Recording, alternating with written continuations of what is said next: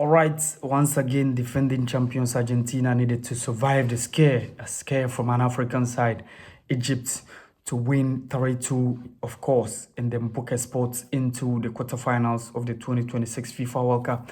That is absolutely an incredible story from Argentina. One of the big stories to write a whole book on it in the 2026 FIFA World Cup. A night that probably the Egyptians were looking for to make sure they get a resounding victory and get their spot in the quarterfinals. But unfortunately, it wasn't meant to be. After taking a 2-0 lead, Yasser Ibrahim scoring first, Mustafa Ziko score, and then the goal was disallowed. But later on, he scored again to take the Egyptians, put them to a 2-0 lead. But unfortunately, the Argentines came with different ideas. And that was what really impressed me with how Coach Lionel Scaloni made his tactical changes, and his substitutions absolutely paid off dearly when he substituted Nicolas Tagliafico and brought on Nico Gonzalez, and he substituted Rodrigo de Paul for, you saw the Inter Milan striker Lautaro Martinez. And of course, that was how Argentines completely changed the face of the game. In as much as the Egyptians tried to pass as possible to pull the trigger, top-notch performance from goalkeeper Mahmoud Shuber. He need to make some couple of brilliant saves to keep the Egyptians in the game at a point in time. Ahmed Hassan, who was given the chance to start, proved his mettle in the first half of the game. Omar Mamouche was needed to start from the bench, and it was Mo Salah who was leading the line alongside Mustafa Ziku. The Egyptians started very well with a very good stick midfield. Imam Ashour, Marwan Atia, and then Mohamed Lashin. I talk about the fact that in the preview that they needed to match up the Argentines deep in midfield, where you're going to be having the likes of Enzo Fernandez, the likes of Rodrigo de Paul, Alexis McAllister, and of course Leandro Paredes, of which Julian Alvarez and Lionel Messi started as the men in front. So it was typically a game that the Egyptians needed to match up the Argentines in the midfield, and they did absolutely brilliantly so. So it was a game that the Egyptians were very quick on transition. Their transitions were absolutely leading to the Argentines leaving so dangerously, and through their efforts, they were able to secure 2 goals.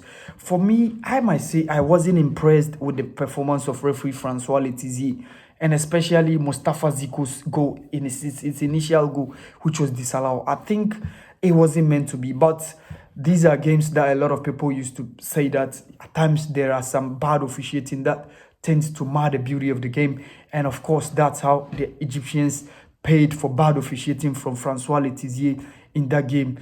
And as unfortunately, the Argentines, as at 78, 79, 77, 78 minutes, were down by 2-0.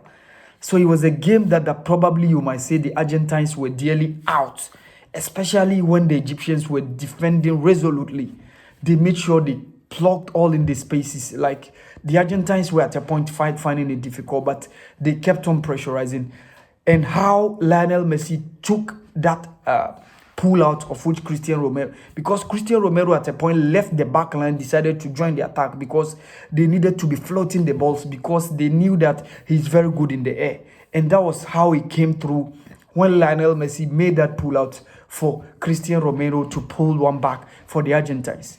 And of course, Lionel Messi, through a half volley, scored the second goal for the Argentines. So he needed to take virtually almost between 3 to 4 minutes for the Argentines to pull the trigger and come on level peg. And that was how they pushed the game to 2-2. So it was a game that probably we were looking out for an extra time getting to post-match penalties.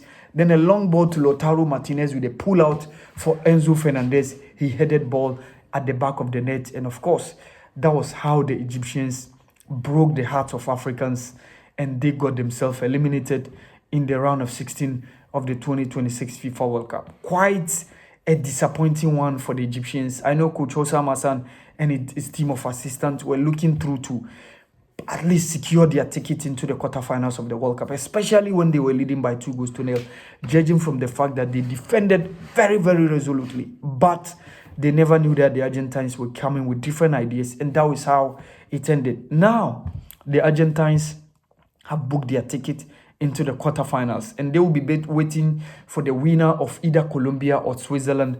And I think it's a tournament that I might see that the Argentines are home and drive, and I think they will at least get into the semi-finals.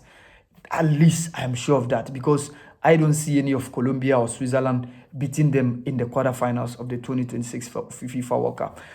Probably a last World Cup tournament for Mo Salah at almost age 33, getting to 34. I don't see him coming back in 2030, even though there are some couple of young ones within the Egyptian squad who will be probably available in the next World Cup. But for us not to be seeing Salah at that top level, mind you, he also left Liverpool and will not be seen in the Premier League.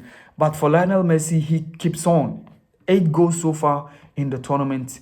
He is now the top scorer. At a point in time, he was having 7 goals each. He, alongside Kylian Mbappe and Erling Haaland. But the second goal he scored for the Argentines has now taken his tally to 8. And now almost 21 goals in the history of the FIFA World Cup. And that is how the Argentines masterminded that victory to come from behind by 2 goals to nil, and then equalize to add one and then make it 3-2 to win that game. That secured their slot into the quarterfinals of the 2026 FIFA World Cup. The question is between the one that the Senegalese lost and, of course, the one that the Egyptians lost. Which one is quite disappointing? Which one is more painful in terms of how both sides took a 2-0 lead before they all sat down for the opponents to equalize and add one. But that is how it ended. The Argentines are through. Coach Lionel Scaloni is teams to be home and drive. He wants to retain the World Cup title. Whether he can win it or not, your guess will be good as mine. But it's likely that the Argentines will be playing in the semi-finals of the 2026 FIFA World Cup. This has been the podcast channel, Odawa. Thank you.